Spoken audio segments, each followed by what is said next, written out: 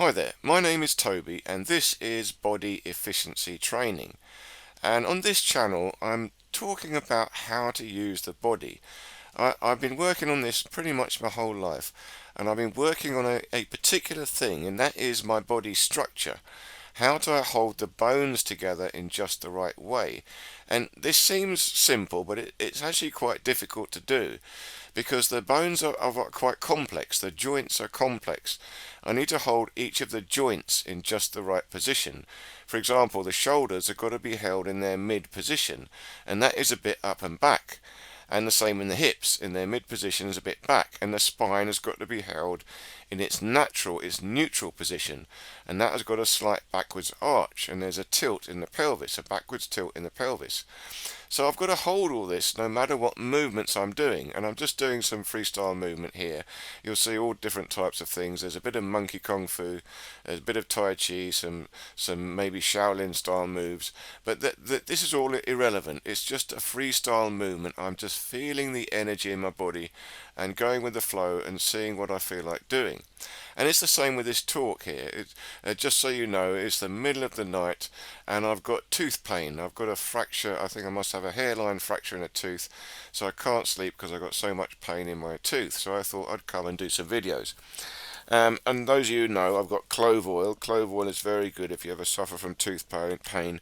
Rub that on. It's a natural anaesthetic. But that's still, I even taken painkillers. I've had to. It's been quite bad, but they don't help.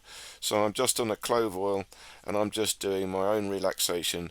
And I'm sitting on a chair in my garden office doing this video.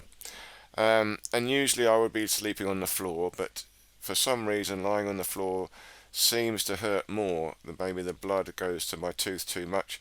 So I'm sitting on a chair, which I don't usually do for a long period of time, and trying to sleep on this chair. Now, the thing is that this is relevant to the training because I want to share everything about the body. There is pleasure and there is pain, and both of these things are an energy, and we need to learn how to master both of these things. And I'm no stranger to pain. I've had lots of pain, physical pain in my life, as well as emotional pain. I've had a quite a stressful life, and this training that I've been doing has really been helping me keep on going. It's helped me keep going. So I want to share this because it's very helpful to everyone. If you're struggling in life, this training is something that can seriously help you.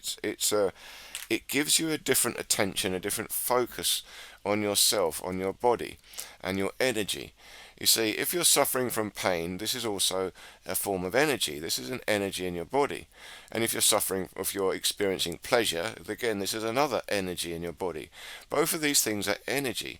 And we make a value judgment upon these. And this is the thing. We make pleasure is good, pain is bad. And because of this value judgment, we actually suffer more. So now I'm in pain, I'm suffering from pain, but I've taken the time to calm my mind and accept it. Okay, I've got pain in my body now. Now, this is important because fighting the pain somehow prolongs it and makes it harder to deal with. You need to find a calmness in your mind and equanimity. And in fact, we want this equanimity in both pleasure and pain, because we're trying to master the experience of life. This is key. And any of you deep thinkers out there, you all would be contemplating what's life all about. We all do. What's this life all about? What are we doing here? And we all sort of know that we have two aspects to ourselves. We have a physical self, and we have a mental or a spiritual self, or a non-physical part to ourselves. Now, modern science has dismissed this non-physical part to ourselves, but we all know it. We're all thinking and we're all experiencing feelings. And this is not physical. A feeling is not a physical thing. It may have a physical effect, but that subjective experience you're having is had by your mind. It's purely subjective. It's to you only. It's non-physical. You can't prove it. And it's the same with thoughts. You have thoughts. The thoughts are occurring in your mind, images, ideas, and these things are not physical. How can you ever show this? Now you can read brain waves. Brain waves are a physical thing, but the thoughts themselves are not. And modern science that we're all taught is completely materialistic. It has dismissed the non-physical side of being altogether. So we're only looking at physical things. We're only looking at mechanics. We're not looking at metaphysics. Now, you see, metaphysics and physics are both one and the same thing. These two subjects should never have been separated. And the trouble is with the modern science we've got, modern science is really just engineering. You see, you don't need to understand what electricity is to be an electrical engineer. You don't need to understand the nature of the universe even to be a physicist. You see, it's engineering, not philosophy. But real science has got to have philosophy included. We need to ask the big, deep questions. And if we do this, we will have a new perspective on science. We will see a new science. And from there, we will develop new technology. You see, the technology we've got is limited by our perspective. Our perspective is materialistic, it's mechanical. And so we are missing a major part of this science, the metaphysical side. And including that would change the whole technology and all the science as we know it.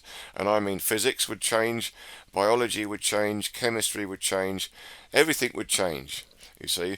Because even biology, we're studying living forms, but we are looking at life in a mechanical way. We are reducing it to its mechanical components. In other words, we're looking at the after effect of life. We're not looking at life itself, we're looking at the effect of life. Biology is the effect of the life force, not the life force itself. So how do we study the life force? Well, the life force, ironically, was included in science in the past, and the earliest science is the Tao, Taoism. Now, Taoism is the ancient Chinese study of chi energy, which is the life force. And the Taoist, you could argue, Taoism is the earliest form of this study because it evolved from shamanism. So shamanism is the oldest form of this. And this goes back to the wild man. The wild men in their village would have a shaman, and this shaman would be the healer. And it's because the shaman had a connection to the energy. He or she could see and feel that energy and help to move the energy and heal the people. And they would have an intuitive knowledge of the plants and the animals around them and what medicines they could create from this. And how did they know? Well, they knew from this intuition. They had a deep connection, and the nature itself would talk to them and tell them what to do. Again, this is very hard for us to understand because we've lost the connection to the non-physical side of the universe. And there is this, and let me give another example. Mathematics itself is non-physical. Mathematics is not a physical thing. You can think about mathematics, you can write it down, but the process of logic is non-physical. So we need a science that reflects the reality of the universe, and the reality is physical and metaphysical. Both these two things are equally real, and we have to acknowledge them both and create a science from here. And the irony is, we did used to have a better science. We did include this in science before, and the word we used was ether. The ether is another word for chi, the chi energy. And the ether is a non-physical force. Well, there's many different ideas about the ether, but this is the correct one I'm sharing with you now. It's very simple and it's very close to the Taoist philosophy. And the Taoists, as I said, were the original scientists. They were actually studying the energy, they were studying the life force, and they were studying the environment, the natural environment. They were the original scientists, and their science included this life force. And I know it was not a religion because there's so many books written on the Tao. Every Tao master wrote another book. They studied the previous books, did their own research, and wrote another one. So it's a continual research. Now, there's not to saying that it has become a religion. Everything has a cult. There's many Taoist cults, and we don't need to take those seriously because that's just a power game between humans. But the real one, the real science, is a study, a search. And we notice that in the world now. We've got the science and we've got real science. So what we're given is the science. The science is settled. Well, that's a contradiction in terms. You can't say such a thing. And real science is this genuine search for truth, a genuine open-mindedness and looking at all aspects to try and understand things. And modern physics, again, they're searching for the grand unified field theory. And I'm qualified to talk about this. I have a degree in physics and I nearly did a PhD in theoretical physics, so I am qualified to talk about this subject. But I've also done so many years in-depth study of qi. And when I mean in-depth study, I mean personal experimentation. It's not reading books. You see, reading books is not the point. Qi, you have to feel it, you have to do it. You see, we are the technology that will collect the qi. This human body is like a free energy machine. If only we could learn how to use it properly. If we could use this free energy machine, we would be able to harvest energy around us. We would gain the qi energy naturally and easily in our body. And we're calling it qi because we connect it to the human body, but it's still the same qi that connects to everything else. You see, it's one and the same energy that powers the whole universe, from a simple rock to a machine or a car to the human body. It's still one and the same energy, manifest in slightly different ways. And what is this energy? Well, this energy is got to be defined, and it's very tricky to do this. It requires a bit of a longer discussion. But this energy is ether, and ether is chi. Now, with these two things we call differently because ether relates to technology, but it's still the same energy. As I said, electricity runs through the body, and electricity runs through the wires in your house. It's one and the same electricity. We're using the same thing. But the difference between the electricity in the body is it's got a particular frequency and it's got a particular magnitude. It's got, you don't want too much, just the right amount and at just the right frequency, then it's useful to the human body. And the electricity running in your house is the wrong frequency and the wrong power. But interestingly, if we would only change the frequency of the AC current running through our house, we could tune the AC current to a frequency that would be beneficial to the human body. And then, when we're hanging around in our house, surrounded by all these electromagnetic fields, it would be good for us. It would be good for us, not bad for us, because it will be in harmony with the frequency that we need. So this is where technology and Qigong, or this body efficiency training, come together. And the secret to this technology and this training is the mind-body connection. We've got to understand there is something non-physical and there is something physical. But these two things are really one and the same thing. They're just a manifestation of the life force, the chi or the ether. And the ether, let's talk about it as ether. The ether is a non-physical force. It's not yet physical. And there's a better word to describe this, and this word is inertia. And we've got to take inertia in the ancient Greek translation, which means pure potentiality. It's pure potential. It's like infinite capacitance with zero parasitic drain. And that's the electrical way of saying this. But it means you've just got an infinite potential of energy. And it can't be physical, but it can't be manifest because it's infinite. The moment it becomes physical, it is finite. So what happens is this ether, this infinite potential, this inertia, this chi, becomes finite. It divides. It divides into positive and negative charge. It separates. And it divides into, this is a potential energy. So it creates a small potential energy, and this is manifest as life and manifest as the universe, the things we see. Now in the Tao, I can say this again in the Taoist philosophy. In the Tao there's a thing called the Wu Qi, the empty void. Well, they call it the pregnant void, which is a very nice way of saying pure potentiality. It's infinite emptiness, but it's filled with energy. So much energy is infinite. And because it's infinite, it's outside time and space. It's non-physical. See, time and space is physical. And it's outside that altogether. So, in effect, it's omnipresent. It's everywhere. This pure potentiality is everywhere. But it's non-physical. It's still non-physical.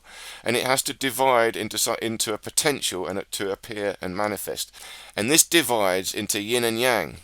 It divides into two sides of this potentiality. So this yin and yang mix and combine to create a third energy, and that is the life force energy itself. So we have fire and water combined to create living things. And this is the Taoist way of saying it. But it's essentially a deep, deep philosophy.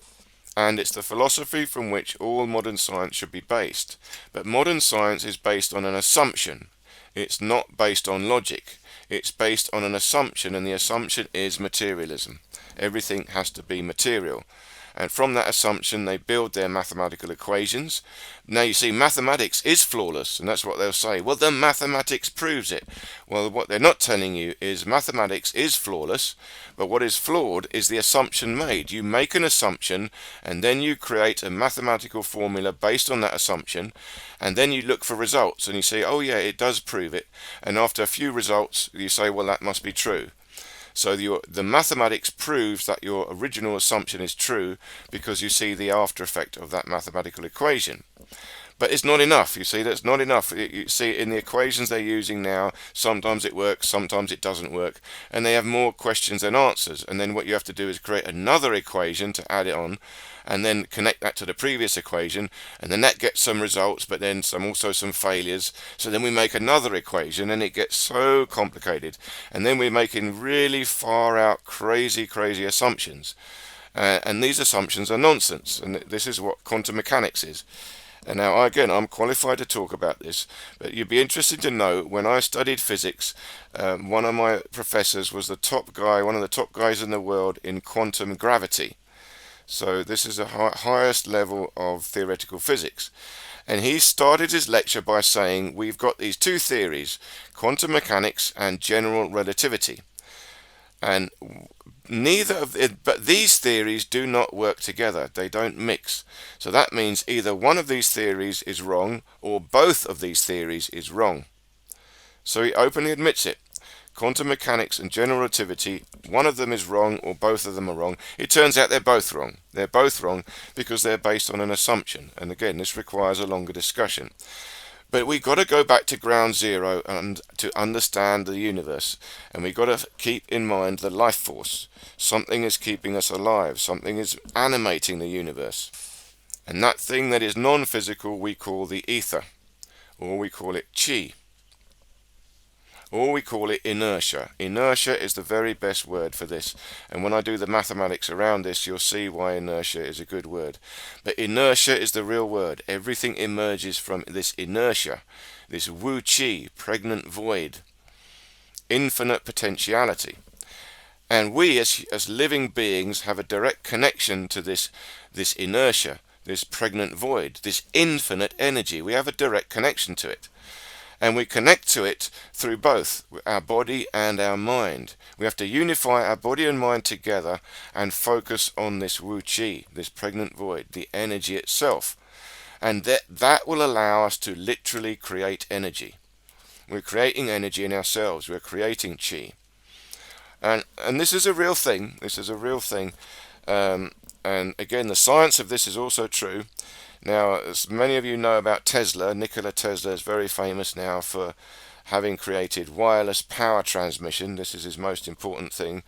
Whether he did or didn't is another question, but he most certainly wrote books about it, and his mathematics was flawless. He's an extremely clever guy, Nikola Tesla. You see, to confirm this, Einstein was once asked, Einstein was once asked, what's it like to be the smartest man alive? He said, I don't know, you better go and ask Tesla. So Einstein regarded Tesla as the smartest man alive. And Tesla, on the other hand, regarded Einstein as a fuzzy-haired crackpot. He thought he was crazy, and he kept writing to him. He's the first to say, look, stop with this nonsense equations you're doing.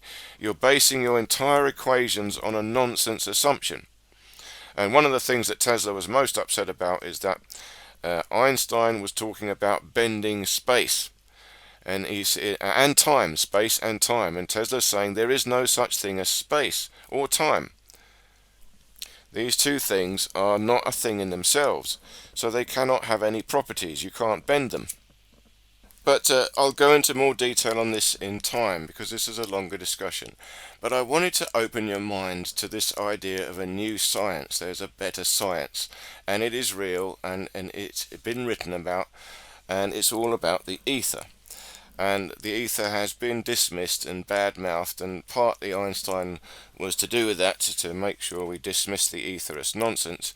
But the ether is essential. It is the essential to everything. And in terms of Tesla, when Tesla built the AC generator that provides all the electricity we've got today, he created this. They used to say, him and the other guys, there were more technicians, more scientists, very clever guys, Um, and they used to say, we're going to have another day hard work churning out the ether. So they saw it as electricity. They were drawing electricity out of the ether. So Tesla's AC generator is not converting energy, it is creating it. It is manifesting electricity directly from the ether. It is manifesting energy directly. And that you've got to wrap your head around that. Energy is being created.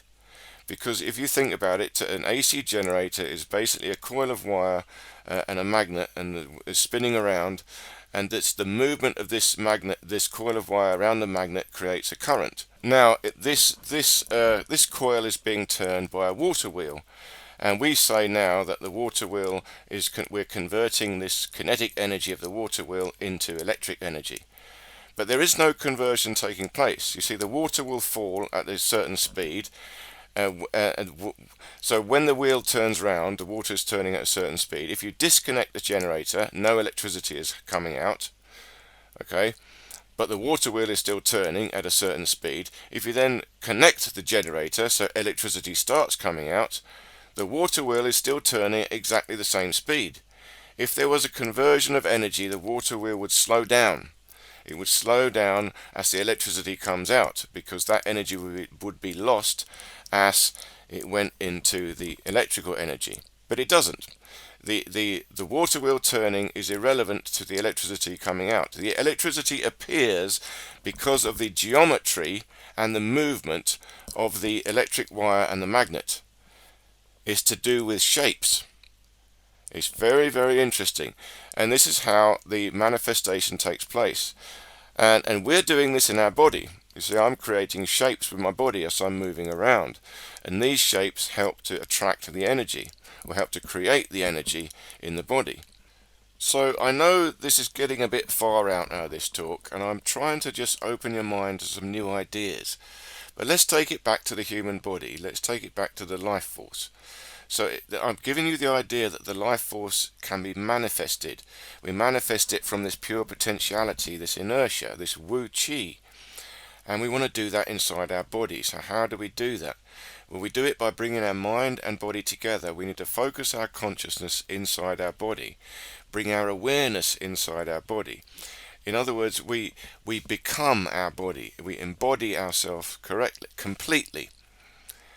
We allow the yin and the yang, the unmanifest and the manifest, to come together. And this creates the life force. You see, when the two separate, this is the opposite. When we're moving towards entropy, towards death, when we're separating our mind and body. And that's what we talk with, that's what we call death. We say, well, the death is when the soul separates from the body. It's a separation of the two. Well, we don't want to die, we want to live. So we want to integrate the two, bring your soul and body together. And we need to do that regardless of pleasure and pain. Let's take it back to the beginning.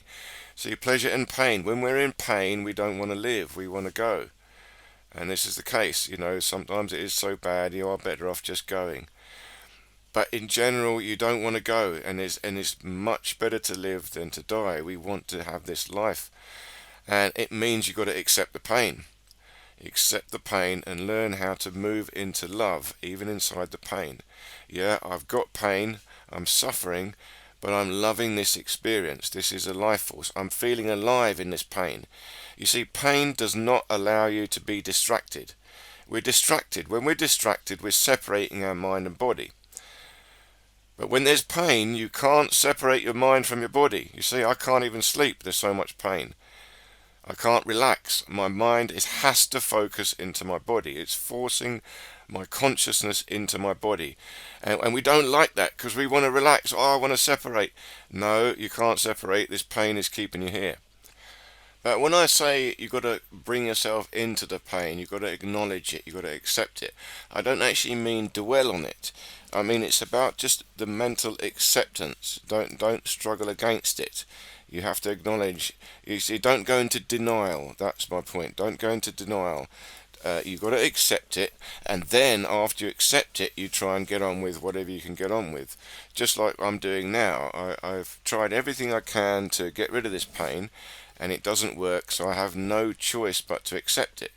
And then So I've had to accept it. I can't sleep, and now I'm trying to get on and do something, i.e. make this video. So I'm putting I'm forcing myself to be in the body. I'm in the body because I've got to talk, but I'm actually distracting myself from the pain. I'm not actually concentrating on the pain. I'm giving myself something else to do so that I forget about the pain. And that's the next thing that happens. You see, that's actually the ultimate goal, is you forget all about it.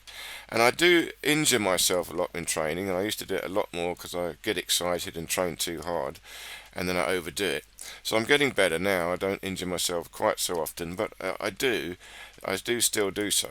But if I can control it quite well, and if I recognize how bad the injury is, if it's a minor injury, I just take a few minutes to relax, release out the body, to move around and get the blood moving, and then as soon as I can, I continue with the exercise as if nothing had happened. I move my body as if there was no injury at all. Now I do the movement slowly and carefully. I'm aware of it. I haven't gone into denial.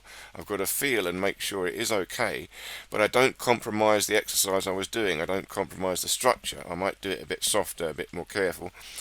And I'd usually find if the injury is minor, in 5 minutes it's gone. It's literally gone. Now you've got to make a judgment. Sometimes the injury is worse and it won't go like that, and then you'll notice when you try and repeat it, okay, this is continuing.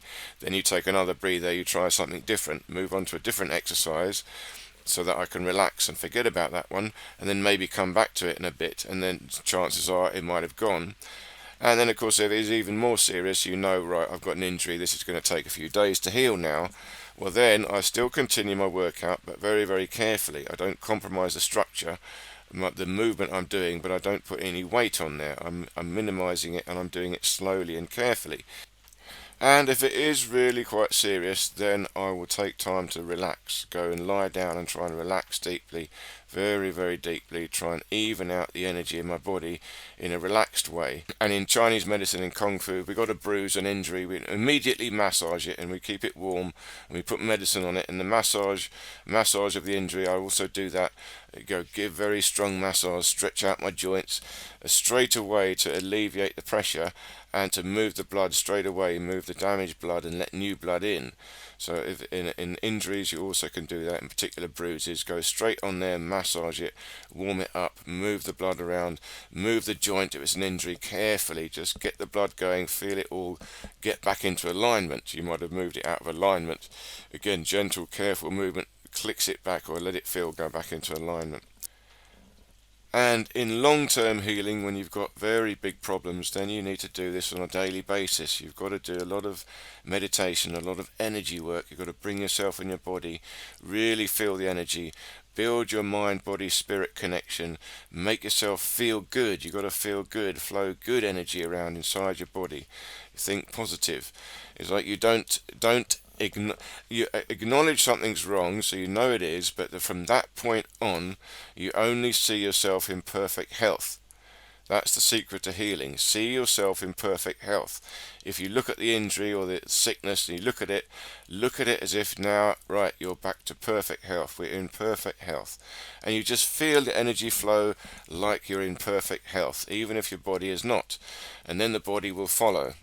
The body will follow because the energy is telling your body you're in perfect health. And it's interesting, animals heal very fast because they don't have a mind that gets in the way. So they just get on the heal, very, very quickly. Our mind tends to get in the way. We can delay the healing. So the trick is to not think negatively about it. Well, this has been a very long talk, and I hope I've given you some different ideas to think about. But really it's about energy and energy in our body, and the secret to getting the energy in our body is to improve our body efficiency, improve our body structure, and that this allows the energy to flow better. And if we can improve that, we can improve our mind and our connection to the non-physical, the world of the Wu Qi, the infinite potential energy.